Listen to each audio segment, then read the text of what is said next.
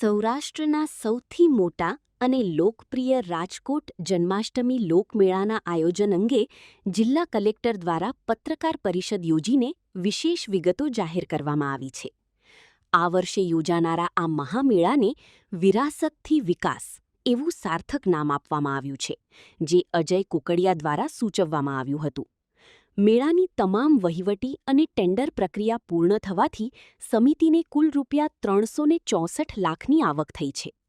તહેવારો દરમિયાન ઉમટી પડતી લાખોની મેદનીની સુરક્ષા માટે ₹10 કરોડનું ડિઝાસ્ટર વીમા કવચ પૂરું પાડવામાં આવ્યું છે અને વિવિધ વિભાગો વચ્ચે સંકલન માટે સેન્ટ્રલ કંટ્રોલ રૂમની રચના કરાઈ છે. વરસાદી મોસમમાં પણ ગ્રાઉન્ડમાં પાણી ન ભરાય તે માટે આગોતરા ડ્રેનેજ અને લેવલિંગના કામો પૂરા કરી લેવાયા છે, જ્યારે લોકસાહિત્ય અને સંસ્કૃતિને ઉજાગર કરવા 40 જેટલા સ્થાનિક કલાકારો પોતાના પરફોર્મન્સથી રંગ જમાવશે. આપ તમામને ખબર છે કે દર વર્ષની ભાંતિ આ વર્ષે પણ રાજકોટ જ નહીં, સંપૂર્ણ સૌરાષ્ટ્રનો સૌથી મોટો અને સૌથી વિશાળ લોકમેળો, જેમાં સૌરાષ્ટ્ર અને રાજકોટથી ઘણા બધા માણસો વિઝિટ કરતા હોય છે અને આ મેળાનો આનંદ મેળવતા હોય છે. લોકમેળા 2026 જે છે, આ 2 થી 6 સપ્ટેમ્બર રાંધણછઠથી દસમ સુધીનું આયોજન રેસકોર્સ ખાતે કરવામાં આવશે. આ લોકમેળાનું નામકરણ જે છે વિરાસતથી વિકાસ લોકમેળો 2026 રાખવામાં આવ્યું છે. આ નામકરણ આપવાવાળા છે અજય રતિભાઈ કુકડિયા, અને અજય રતિભાઈ કુકડિયાને આપ તમામના વતી લોકમેળા વ્યવસ્થાપન સમિતિ વતી હું ખૂબ ધન્યવાદ આપું છું. લોકમેળાની વિગતો બ્રીફ કરું તો પ્લોટોની ડ્રો અને હરાજીની પ્રક્રિયા અગાઉમાં જેમ બ્રીફ કર્યા છે સંપૂર્ણ રીતે પૂર્ણ થઈ ગઈ છે.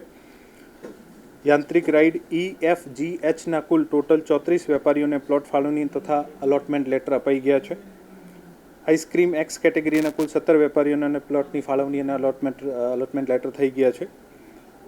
કેટેગરી A ખાણીપીણી મોટા પ્લોટ 2 પૈકી 1નો અલોટમેન્ટ લેટર વેપારીને આપી દેવામાં આવેલ છે. કેટેગરી B1 કોર્નર ખાણીપીણીના 40 પૈકી 36ને આપી દેવામાં આવ્યા છે. આજ દિન સુધી ટોટલ પ્લોટ અને સ્ટોલની હરાજીના પેટે 364 લાખ રૂપિયાની લોકમેળા સમિતિને આવક થઈ છે. માર્ગ અને મકાન વિભાગ દ્વારા મેળાના સ્થળે પ્લોટિંગની કામગીરી પૂર્ણ કરેલ છે તથા વિવિધ સ્ટોલ માટેના મંડપો તથા સરકારી વિભાગો કંટ્રોલ રૂમ માટેના ડોમ બનાવવાની કામગીરી અત્યારે પ્રગતિમાં છે. માર્ગ અને મકાન વિદ્યુત વિભાગ દ્વારા PGVCL કચેરી ખાતે વીજ કનેક્શન માટેની કામગીરી પ્રગતિમાં છે. યાંત્રિક લાઇસન્સની જે 4 કેટેગરી મેં અગાઉમાં બ્રીફ કરી, EFGHના કુલ 34 વેપારીઓને પ્લોટ ફાળવણી અને અલોટમેન્ટ લેટર મળી ગયા છે. આ લોકો ત્યાં રાઇડ બાંધવાનું શરૂ કરે છે. અત્યારે કામગીરી શરૂ થઈ ગઈ છે અને જે આપણી યાંત્રિક રાઇડ્સની કમિટી છે આ તમામની એપ્લિકેશનની ચકાસણી કરીને ફર્ધર પરવાનગી આપવાની કામગીરી કરશે અને ઇન્સ્પેક્શન, રાઇડ સેફટી, આ તમામ પાસાઓના આસ્પેક્ટનું અધ્યયન કરીને મેળા માટે તમામ ટેન્ડરો જે છે આ કામગીરી પૂર્ણ થઈ ગઈ છે. સિક્યોરિટીના ટેન્ડર, ડ્રોન, વિડીયોગ્રાફી, સિવિલ કામગીરી, મંડપ કામગીરી ઇત્યાદિ પૂર્ણ થઈ ગઈ છે. ડિઝાસ્ટરના ભાગરૂપે અગાઉમાં તમામ 3 ડિઝાસ્ટરના જે રૂટ છે આ ઓલરેડી આપણે ચર્ચા કરી લીધી છે. ડિઝાસ્ટર માટે 10 કરોડનો એક પબ્લિક લાયબિલિટીનો વીમો તથા 2 કરોડનો ઇવેન્ટ કેન્સલેશનનો વીમો લેવામાં આવી ગયો છે. આકસ્મિક બનાવોને પહોંચી વળવા માટે એક સેન્ટ્રલ કંટ્રોલ રૂમ બનાવવામાં આવ્યું છે અને તે માટે તમામ અધિકારીઓ કર્મચારીઓના રાઉન્ડ ધ ક્લોક ઓર્ડર કરવામાં આવશે તથા ડિઝાસ્ટર કોરિડોર એક આ વખતે બનાવવામાં આવ્યું છે. આ ડિઝાસ્ટર કોરિડોરમાં કોઈ પણ વ્હીકલ, રાઇડ, કોઈ પણ બીજી રીતેનો દબાણ ન થાય અને માટે સ્પેસિફિક ટીમો બનાવવામાં આવી છે, જેથી આ રૂટનો ઉપયોગ જે છે આ ડિઝાસ્ટર માટે અબાધ રીતે કરી શકાય. ક્રાઉડ કંટ્રોલ માટે લોકમેળામાં ડ્રોન અને AI બેઝ સર્વેલન્સ સિસ્ટમ દ્વારા ક્રાઉડનો મોનિટરિંગ, ક્રાઉડનો મૂવમેન્ટનો મોનિટરિંગ અને જ્યારે ક્રાઉડ વધારે થઈ જતી હોય તો ગેટ્સનું સંચાલન જે છે આ કરવામાં આવશે. ડિઝાસ્ટર અને QRT ટીમ દ્વારા લોકમેળાના સ્થળે એક મોક ડ્રિલનું પણ આયોજન કરવામાં આવશે. આ મોક ડ્રિલમાં એમ્બ્યુલન્સ, ફાયરની ગાડી, તમામ અધિકારીઓને ત્યાં સ્થળ ઉપર પ્રશિક્ષણ અને ડિઝાસ્ટર રૂટ્સની ચકાસણી, આ તમામ બાબતોનો સામેલ કરવામાં આવી છે. લોકમેળાનું મુખ્ય આકર્ષણ રાઇડ્સ અને નાની મોટી સ્ટોલ્સના સાથે સાથે આપણા સાંસ્કૃતિક કાર્યક્રમો પણ હોય છે. દરરોજે 4 થી 8 વાગે વચ્ચે આપણા અહીંયાના જે લોકલ કલાકારો છે, અમે અહીંયા પેપરમાં એક જાહેરાત આપી હતી, 40 જેવા લોકલ કલાકારો જેમાં ગાયક પણ છે, જેમાં ડાયરો કરવાવાળા પણ છે, ડાન્સના પરફોર્મન્સવાળા પણ છે. આ 41 જેવા લોકલ કલાકારો જે આપણે અહીંયાના છે અને એક પ્લેટફોર્મ ઉપલબ્ધ કરાવવામાં આવશે. 2 તારીખે લોકમેળાનું ઉદ્ઘાટન કરવાનું છે. ઉદ્ઘાટન માટે મુખ્ય અતિથિ હજી નક્કી કરવાના બાકી છે. જ્યારે નક્કી થશે આપને જાણ કરીશું. 2 તારીખે સાંસ્કૃતિક કાર્યક્રમમાં શ્રી ગોપાલ ભરવાડ, 3 તારીખે શ્રી રાજભા ગઢવી, 4 તારીખે શ્રી શાંતની ત્રિવેદી, 5 તારીખે શ્રી ઉદય ધાંધલ, 6 તારીખે શ્રી સાગર કાચા તથા દિવ્યેશ જેઠવાની જોડી અને આ ઉપરાંત ઉદ્ઘાટનના દિવસે નેવી બેન્ડ દ્વારા અદ્ભુત પ્રસ્તુતિ અને બીજા દિવસે 3 તારીખે પણ સાંજે 7 વાગે નેવી બેન્ડની પ્રસ્તુતિ કરવામાં આવશે.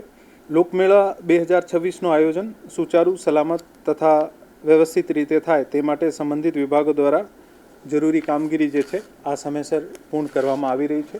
આજે મારા દ્વારા અને જિલ્લાના તમામ કમિટીના અધ્યક્ષો સાથે મેળાની અત્યાર સુધીની કામગીરીનું રિવ્યૂ કરવામાં આવ્યું છે. અમને ખાતરી છે કે મેળો શરૂ થવાના ખૂબ સારા સમય પહેલાં અમે તમામ કામગીરી પૂર્ણ કરીશું અને મેળાનું જે વ્યવસ્થાપન છે આ ખૂબ સારી રીતે કરીશું. દર વર્ષે દરેક ડિપાર્ટમેન્ટના જુદા જુદા કંટ્રોલ રૂમ હોતા હોય છે. આ વર્ષે એક central command and control room બનાવવામાં આવશે, જેમાં દરેક વિભાગના સંબંધિત ડ્યુટીના અધિકારી ત્યાં જ બેસીને એકબીજા સાથે ઝડપથી અને સારી રીતે કોર્ડિનેશન કરી શકાય આને માટે વ્યવસ્થા કરવામાં આવી છે. પાણી ના ભરાય આને માટે આપણું જે ટેન્ડર છે આમાં કપચીનો અને ડીવોટરિંગ પંપ દ્વારા જે પાણી ભરાઈ જાય તો આ પાણીને નીકાળવાનો પ્રયત્ન માટેની તમામ તૈયારી કરવામાં આવી છે. સાથે સાથે તમામ જેટલા પણ ડોમ આપણે બનાવી છે આ તમામ ડોમ પણ વોટરપ્રૂફ રહેશે, જેથી ડોમના અંદર પાણી બનાવવાનો પ્રશ્ન ના રહે. હજુ મેળા માટે આપણા ચીફ ગેસ્ટ નક્કી કરવાના બાકી છે. સમય જેવી રીતે ચીફ ગેસ્ટનો સમય આવશે એવી રીતે મેળાનો સમય નક્કી. ઓફકોર્સ આપણે સીએમ ઓફિસમાં આ બાબતનું અમે પત્રાચાર કર્યું છે, જાણ કરી છે અને માનનીય મુખ્યમંત્રીશ્રીનો જે સમય મળશે તો આપને જણાવવામાં આવશે. મેળાની કામગીરી મોટાભાગે આમ ટકાવારીમાં ડિસ્ટ્રીબ્યુટ નહીં કરી શકીએ, કારણ કે ઘણી બધી કામગીરી હોય છે, પણ જે સિવિલ વર્ક અત્યારે જે છે આ ચાલુ થઈ ગયું છે. મંડપ વગેરેનું જે કામ છે આ લગભગ 50% સુધી પહોંચી ગયું છે. રાઇડ્સ જે છે આ અલગ અલગ જુદી જુદી સ્ટેજે અત્યારે આનું બાંધવાનું કામ ચાલુ છે. અમુક લોકો શરૂ પણ કરે છે, અમુક લોકો એડવાન્સ સ્ટેજમાં છે, પણ તમામ ઘણી બધી કામગીરીઓ છે, દરેક જુદી જુદી સ્ટેજે છે. યાંત્રિક કમિટી જે છે રાઇડ્સને જે અનુમતિ આપતી હોય છે, આ રાઇડ્સની કમિટી આની શરતો નક્કી કરતી હોય છે અને ડીસીપી ક્રાઇમ સાહેબના અધ્યક્ષતામાં થતી હોય છે. તમામ એસઓપી જે છે આનું પાલન જે પણ આપણે નક્કી કરીશું ગયા વર્ષના જેમ આ વર્ષે પણ રહેશે. હા, પત્ર મળ્યું છે, પણ આમાં ઠીક છે, આ તો વહીવટી પ્રક્રિયા છે. અમે બંને કચેરી સાથે મળીને ચર્ચા કરી લઈએ. મેળો રાતના 11:30 વાગ્યા સુધીનો. બાકી આનું જે છેલ્લું જે પરિપત્ર માનનીય સીપી સાહેબ કરતા હોય છે ક્રાઉડની વ્યવસ્થાપનને ધ્યાને રાખીને જે પરિપત્રમાં સમય રહેશે અમાન્ય રહેશે. મેળો નોર્મલી આપણે 11:30 વાગ્યા સુધી એન્ટ્રી બંધ કરી દેતા હોય છે, 12 વાગ્યા સુધી બધાને બહાર કાઢતા હોઈએ છીએ અને પરંતુ મેળાનો સમય જે ખતમ થવાનો હોય આ જે પરિપત્રમાં જે સમય મેન્શન કર્યા હોય જાહેરનામું આ ફાઇનલ રહેશે.